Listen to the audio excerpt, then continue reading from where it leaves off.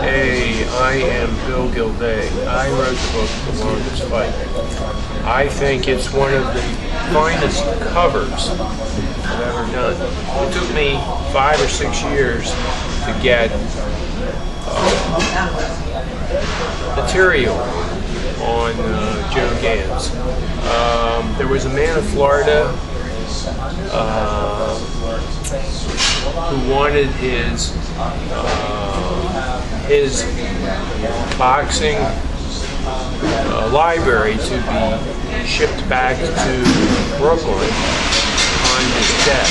And I only interviewed him once, and he had a tremendous library. His entire garage was a library.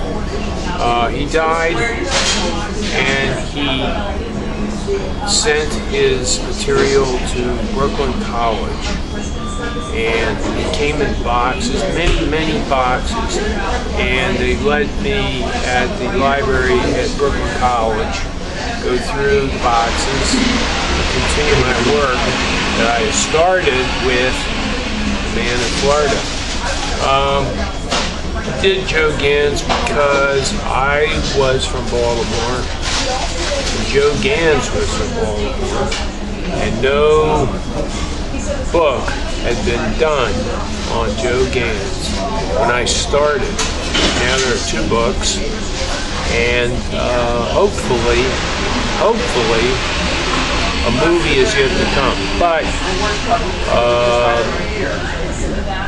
Joe was a tremendous boxer, but I don't know that is why he's in the Hall of Fame. He could be the best boxer of all time, but that's debatable. And how do you compare a boxer who lived at the turn of the century with one who lived in the mid-20th century? So I think he is in the Hall of Fame because, well, he was the first African-American boxing champion. He was a lightweight. That's one reason. The second reason is because I think he developed punches and a style of boxing that were unique at the time, but were not unique later on. And I think that boxers that followed Joe Gans copied his style, like Joe Louis. When Mike Tyson was young, I think Tyson followed him. And I think those are the 2 reasons why he's in the Hall of Fame. He is little known, and my thought was he deserved the book. He deserved the book. He wasn't a president, so he didn't deserve a 500 or 600 page tome,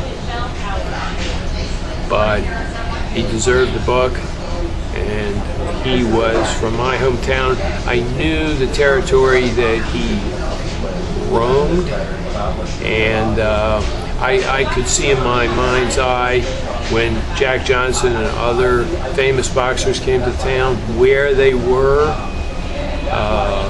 where he was. I could see a lot of Joe Gans, and I think that it's my hope that a lot of people will come to know who he is. He had a 42-round fight, which is the longest fight in America in the modern age. It was fought in 1906. And also, it's about discrimination.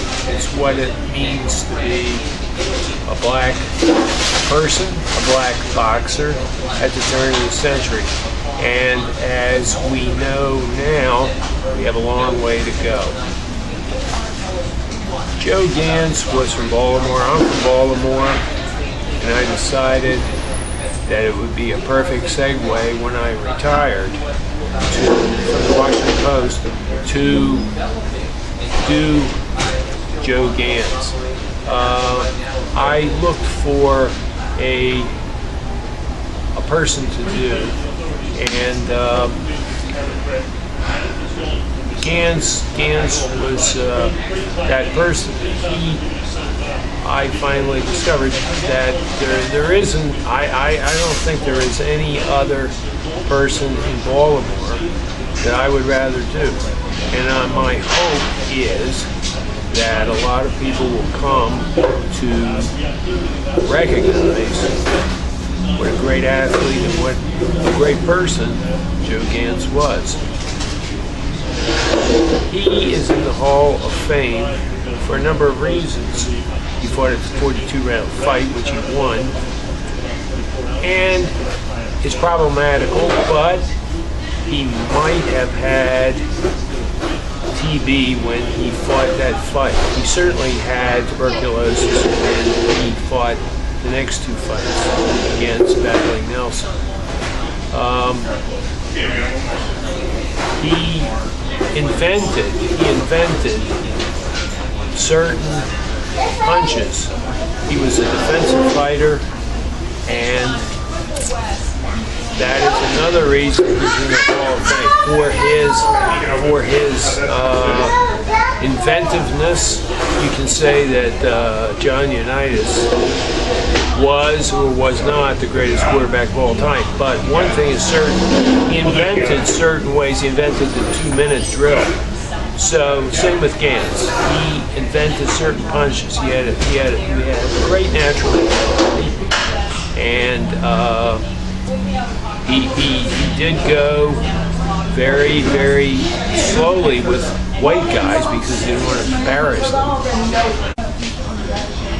Well, he definitely went slow with white guys. He didn't knock them out in the first round, which he could have, but he carried them for a few rounds, then knocked them out. He didn't want to embarrass them.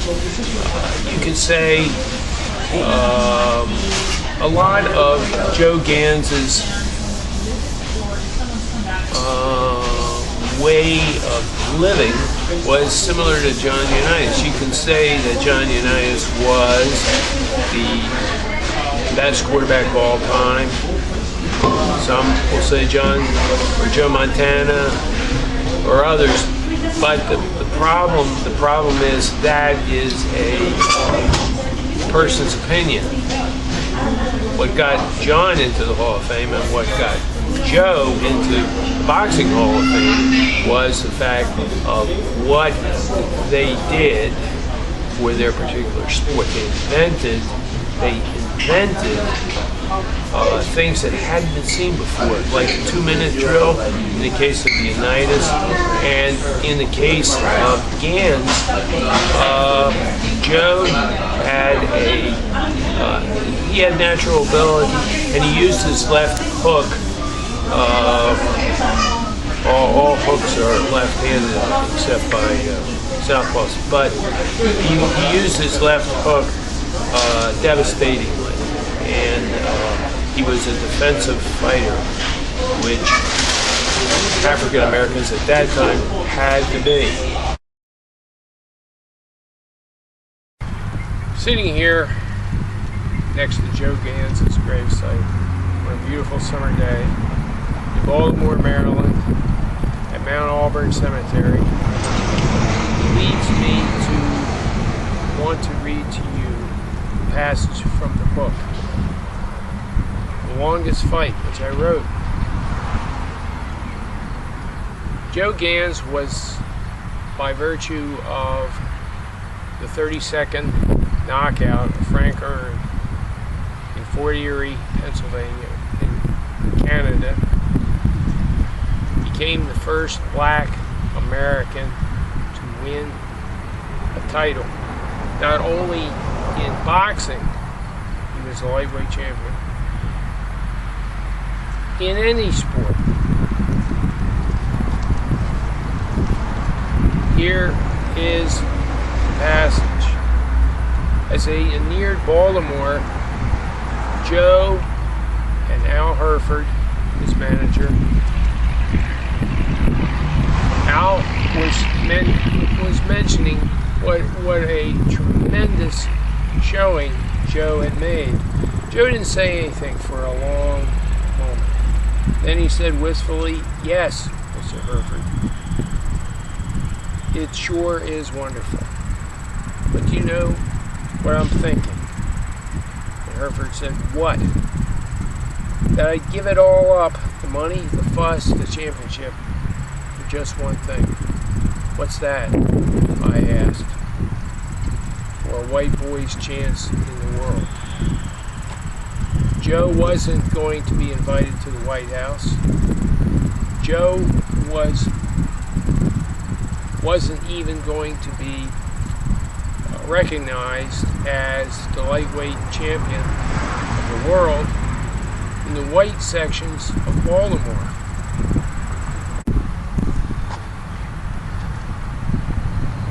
Archie Moore, Mike Tyson, Benny Leonard, they all came here to the gravesite of Joe Gans to pay their respects. As well they should. And there should be more. There's a statue of Joe Gans in Madison Square Garden outside the restaurant. But most people don't know who that fighter is. It's Joe Gans. He used to be in the lobby, and fighters would come into the garden and rub their hands against his fist, and the fist is worn slightly, but that's how many fighters paid respects to Joe Gans. A.J. Liebling once said that boxing was in a valley, but it would come again. And that's how it is today. Boxing is in a valley, but it will come again. And the heavyweight champion of the world, the middleweight champion of the world, the lightweight champion of the world can all come here and pay their respects to Joe Gans because he made it famous.